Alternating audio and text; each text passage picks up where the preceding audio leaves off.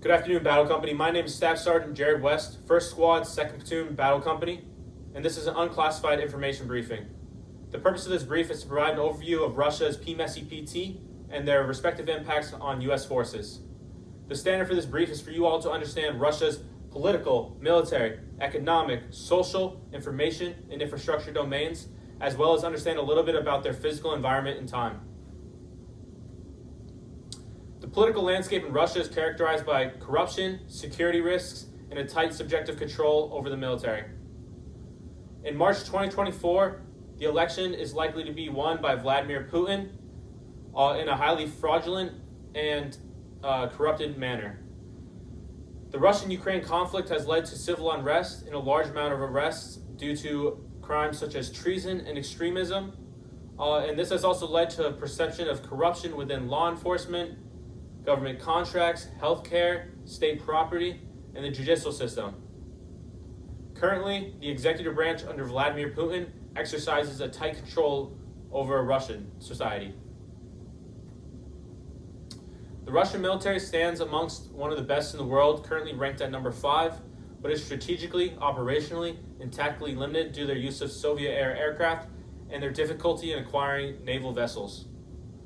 From the land, they rely heavily on their armor assets, such as the T-72 tank pictured here, the T-80, and the infantry BMP. From the air, they rely heavily on Soviet-era aircraft that is upgraded in some way, such as the Su-35S pictured here, the Su-30SM, and the Su-34. From the sea, they rely heavily on their Caliber cruise missiles, but yet, as previously mentioned, they suffer delays in acquiring their frigates, carriers, and destroyers. Their notable training partners include CIS, China, India, Pakistan, and Venezuela. Overall, Russia's reliance on Soviet-era equipment and their inability to modernize their navy diminishes their functionality.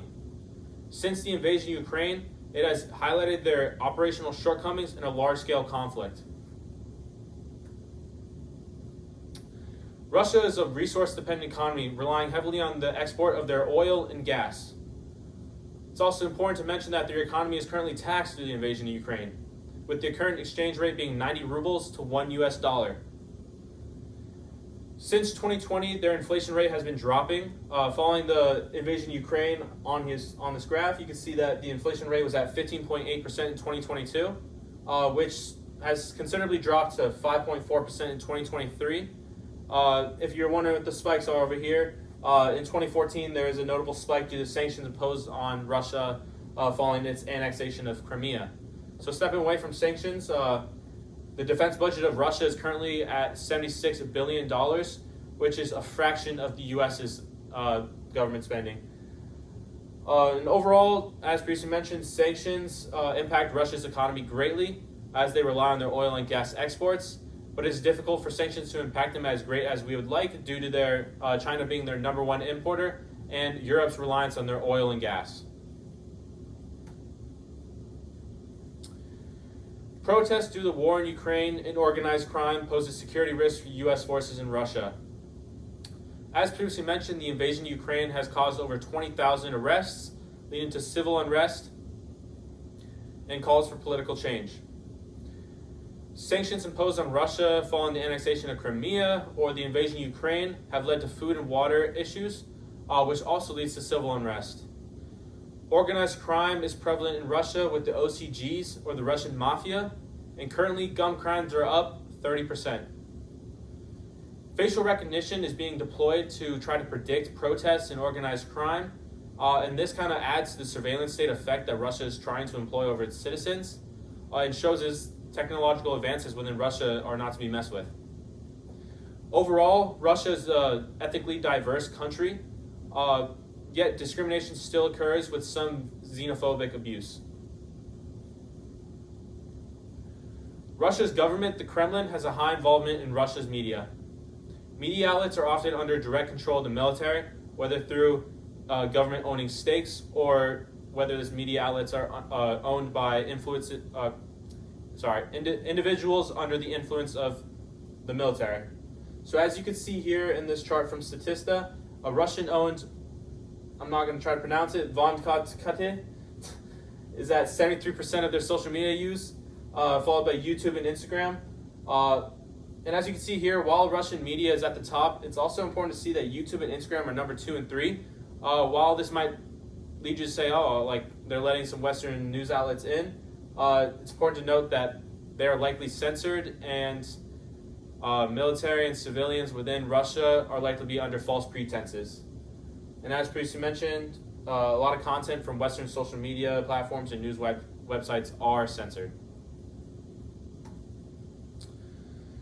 Russia spends about 2.5 to 3% of its GDP on infrastructure. Climate change is currently impacting Russia through coastal flooding, permafrost melting, droughts, and forest fires, which leads to a need for more spending on their infrastructure as roads are damaged due to permafrost or bridges.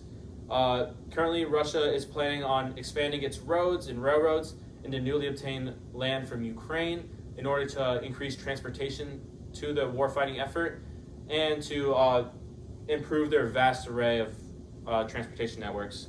So as you can see here in this map, Russia covers a lot of land, and it's difficult to have roads and railroads span the entire area that they own, especially in some areas such as the Far East, where it's a lot colder and a lot more desolate.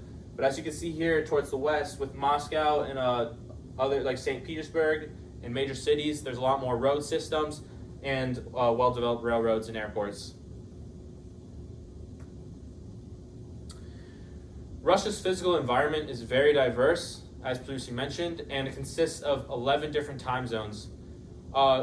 Russia mainly uses their MSK time, which is 8 hours ahead of Eastern Standard Time, and that's their Moscow Standard Time for MSK. And this vast amount of time zones is important to consider when conducting planning operations, as there's 11 different time zones. You got to factor in what the time change is in one time zone to the other. And as previously mentioned, Russia gets very cold, and winters can get as cold as negative 30 degrees Celsius in some places, and heavy snow is likely to impact mobility and logistics. And it's important to consider that Russian soldiers are trained and molded in the snow, and if history is to repeat itself, Russia is a formidable enemy when attacked in the winter. Pending any questions, this concludes my brief.